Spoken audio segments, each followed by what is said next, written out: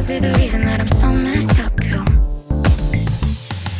I can't stop it, it's ugly, but honest, got me tripping for the way you say my name. 마이크 테스트 빌런입니다. 이번에 리뷰할 브랜드는 태그 호이어, 모델은 아쿠아레이서 GMT입니다.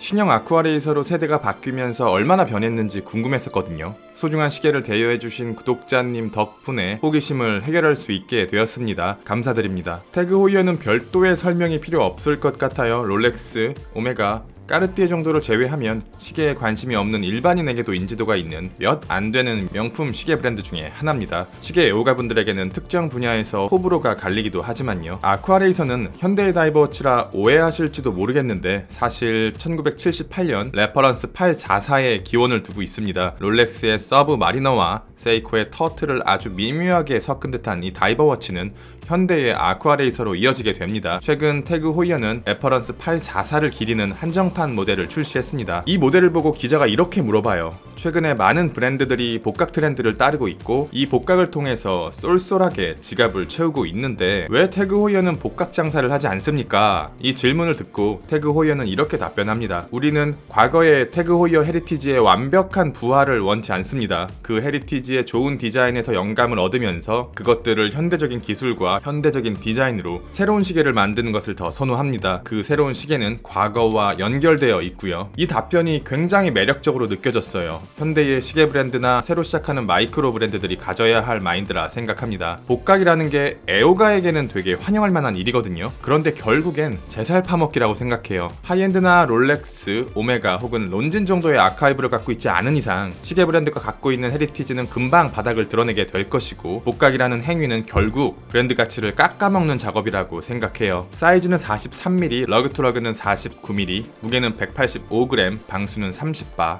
300m. 이 시계를 처음 손에 올렸을 때 가장 먼저 든 생각은 시계가 되게 무겁다. 겉으로 보기에는 그렇게 무거워 보이지 않아요. 그런데 이 정도의 무게감은 세이코의 마린마스터에 필적합니다. 마마가 200g이 조금 넘었었는데 너무 무거워서 브레이슬릿을 체결하지 못했어요. 이것도 비슷합니다. 18cm 손목 사이즈에 맞춰 몇 개의 링크를 제외했음에도 불구하고 무게가 185g으로 손목의 움직임에 저항이 느껴집니다. 훌륭한 디자인, 훌륭한 퀄리티의 브레이슬릿을 갖고 있지만 무게를 고려해보면 러버가 더 맞는 옷이라는 생각이 드네요. 이 시계를 손목에 올렸을 때 든 생각은 시계가 환상적으로 이쁘다. 개인적으로 이것의 미모는 롤렉스 서브 마리너나 오메가 시마스터보다 한 차원 높은 수준의 화려함을 보여준다고 생각합니다. 다이버워치와 스틸스포츠 사이의 영역을 교묘하게 지나가면서 고급스러움과 화려함이 동시에 느껴집니다. 물론 디자인은 개인의 취향인데다 브랜드에서 오는 안정감은 차원이 다르지만요. 시계를 구성하고 있는 색깔은 세 가지로 블루, 화이트, 옐로우입니다. 파란색은 하늘, 화이트는 물,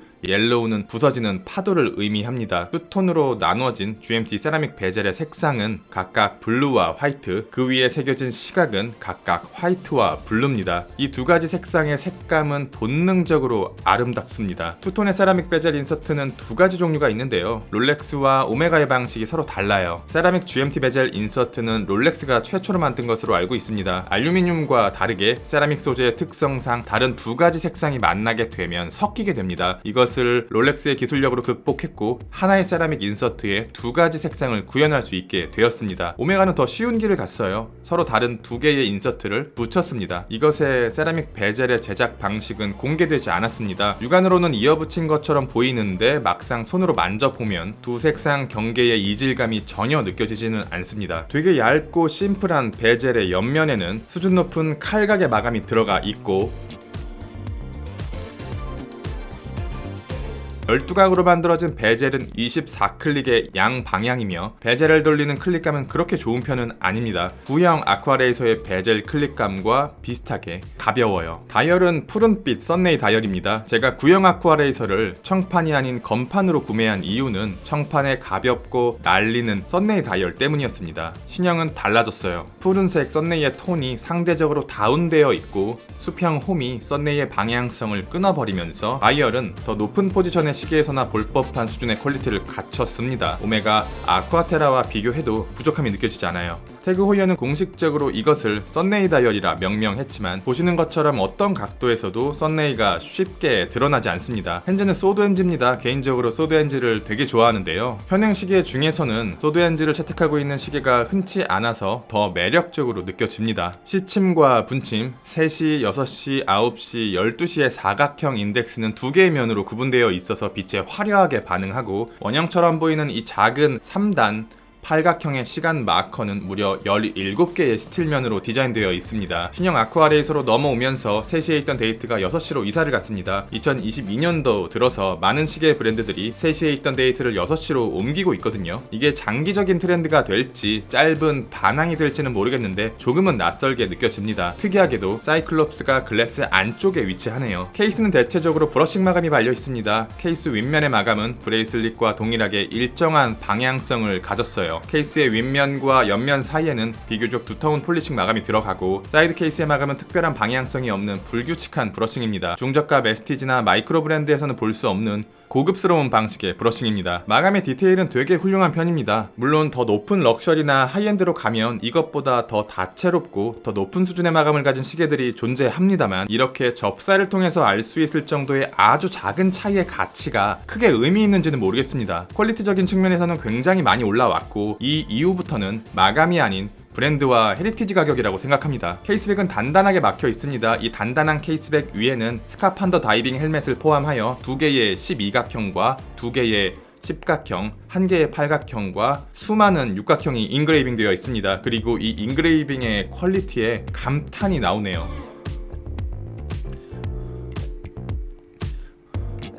눈썰미가 좋으신 분들은 아실지도 모르겠어요. 아쿠아레이서는 기본적으로 다이버워치고 케이스백은 스크류 방식일 텐데 태그 호이어는 어떻게 이 다이빙 헬멧을 이렇게 똑바로 맞춰 세울 수가 있었을까요? 크라운은 둥글고 유한 마감입니다. 이렇게 조금 더 각을 살린 브러싱 마감이 추가되었다면 크라운을 조작하는 데 더 편했을 것 같아요. 그리고 영상으로는 보여드리기 어려운 수준의 아주 미세한 케이스와 크라운 사이에 공간이 있습니다. 아마 구조적인 원인일 듯 해요. 무브먼트는 칼리버 7이라는 이름을 가진 범용 무브먼트 셀리타 SW330입니다. 4Hz의 일반적인 진동수와 50시간의 파워 리저브를 갖고 있는 이건 역시 에타 2893-2의 카피 무브먼트입니다. 보통 범용 무브먼트를 판매하는 회사들은 동일 무브먼트라 하더라도 등급을 매겨 다른 가격으로 판매합니다. 과일의 퀄리티에 따라 상품과 하품이 있는 것처럼요. 무브먼트의 성능에 따라 엘라보레, 탑, COSC 등급으로 나누어지고 무브먼트의 마감에 따라 스탠다드와 리파인드로 나눠집니다. 현재 이베이에서 스탠다드 등급이 $330, 한화로 50만원 정도의 가격을 갖고 있습니다. 최근 극심한 인플레로 럭셔리 워치들의 리테일가가 급격하게 상승하는 중입니다. 태그 호이어도 어느새 500만원대까지 올라오게 되었는데요. 언제까지 범용 무브먼트로 버틸 수 있을지는 미지수 같습니다. 근시일 내에 케네시 같은 무브먼트 회사로부터 적절한 무브먼트를 사와서 우리도 이제 인하우스 무브먼트다 라고 외치지 않을까 추측해 봅니다. 저는 인하우스라는 단어가 이제는 큰 의미가 없다라는 생각이 들기 시작하네요. 태그 호이어는 브레이슬릿을 굉장히 잘 만드는 브랜드 중에 하나입니다. 비교 준거를 롤렉스와 오메가로 두고 말씀드리면요. 신형을 기준으로 브레이슬릿의 퀄리티만을 평가했을 때 오메가보다는 위,